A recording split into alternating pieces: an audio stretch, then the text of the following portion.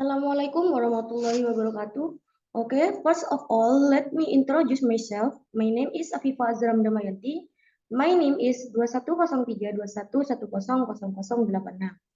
Agribusiness Study Program, Trunojoyo Madura University. Here, I will explain about discussing, counseling, coaching, and mentoring.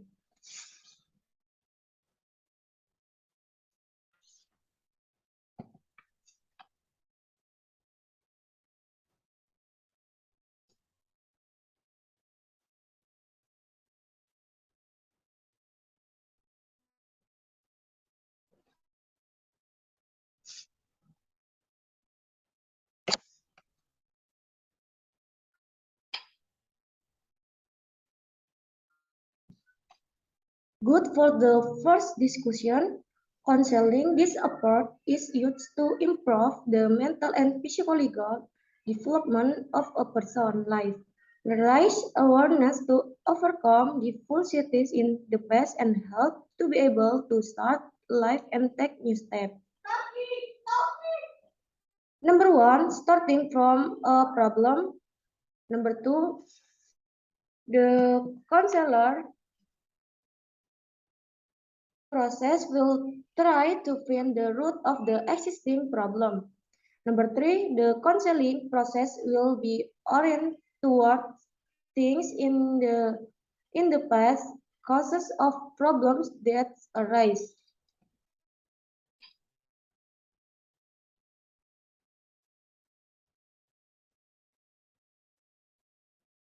Coaching is a process when the client is assisted by a coach to achieve a goal that the client has set.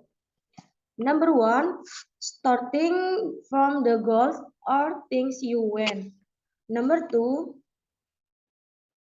the process will explore a lot of things needed to achieve the desired goals or target.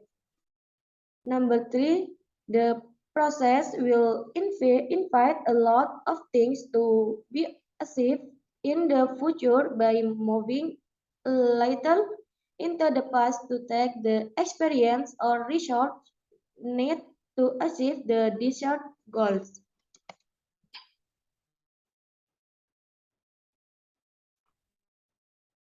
Training function. To maintain the neutrality of relation and mutual respect for one another.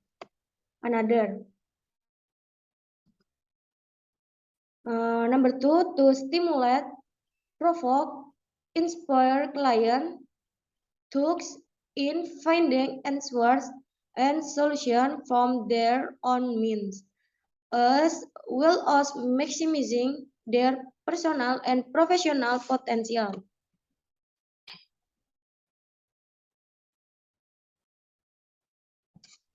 Training benefit. Number one for coach. One, having a strong team is an investment for the future. It is clear from the previous segment regarding the multiple ROE from the implementation of proper coaching. Two, coach don't need to deal with team members' mistakes over and over again. Three, gain a reputation as a storm maker and earn greater respect. For improving HR development skill by become an internal company trainer. And five, working time can be allocated for more strategic work development.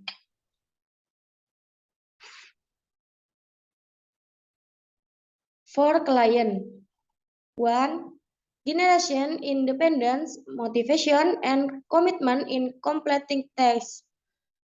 Two, balance the personal and professional aspects of the client.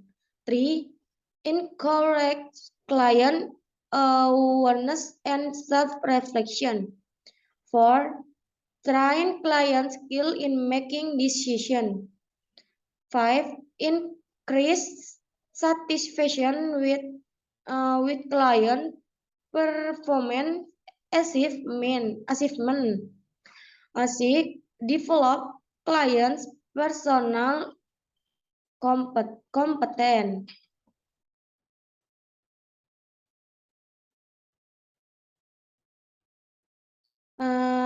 Stack of coaching work or training. Number 1, awareness coaching.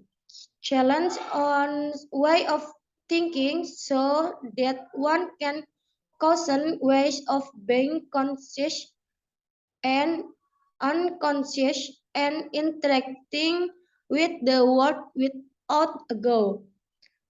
Number 2, clarity.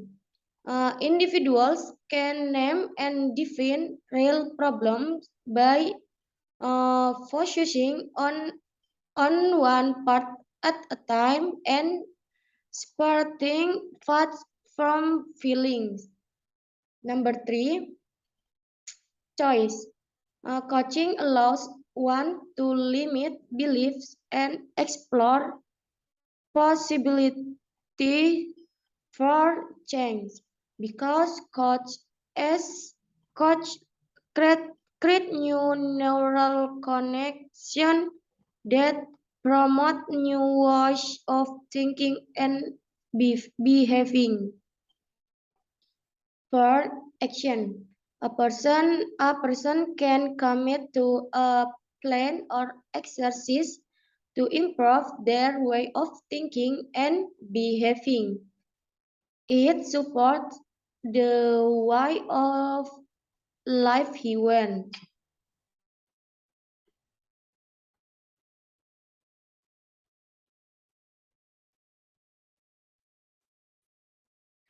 Strategic goals in coaching activity or training.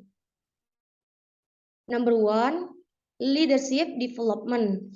A coaching program that aims to increase a person's capacity to lead teams and organization. Number 2, talent development. Coaching aimed at grooming potential individuals who are expected to become successors in the organization. Number 3, performance improvement. Coaching which aims to increase employee capacity in achieving performance and business objective. Number 4, identify new opportunities. Coaching carried out in groups between an unit to spawn new strategies in capturing market opportunities.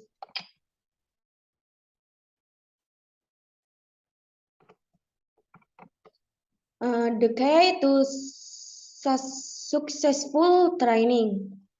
Number 1, invite the client to realize that he is responsible for the change that occur in his life.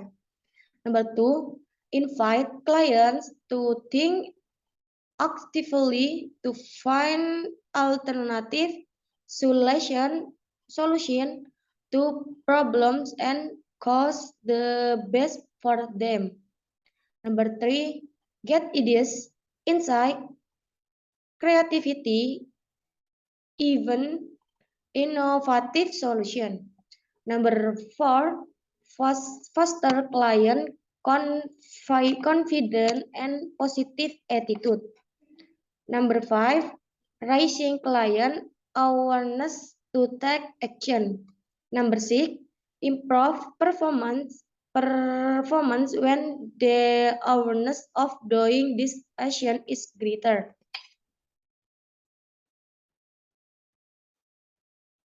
Mentoring the process of increasing hard skill and soft skill by those who are experienced in their fields for those who need guidance. The last discussion difference counseling, coaching, and mentoring. Counseling, coaching, mentoring. For counseling, closely relate to helping people heal what he feels in connection with his mental and psyche. Psyche. For coaching, coach only help client to think, generate insight, and structure their thinking. Coaching is actually a form of communication that can provoke other people to think creatively to find the best solution while exploring their potential to the fullest. For mentoring, setting a vision for the future, then preparing the people he leads to be able to achieve that vision.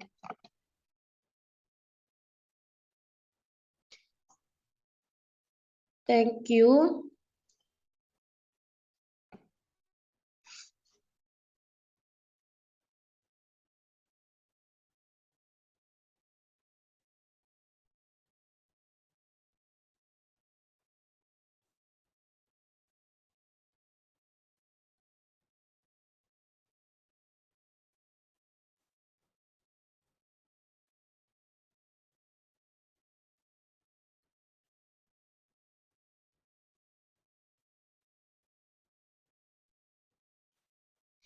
Thank you so much for the discussion. Sorry if there are any wrong words that all regards. Assalamualaikum warahmatullahi wabarakatuh.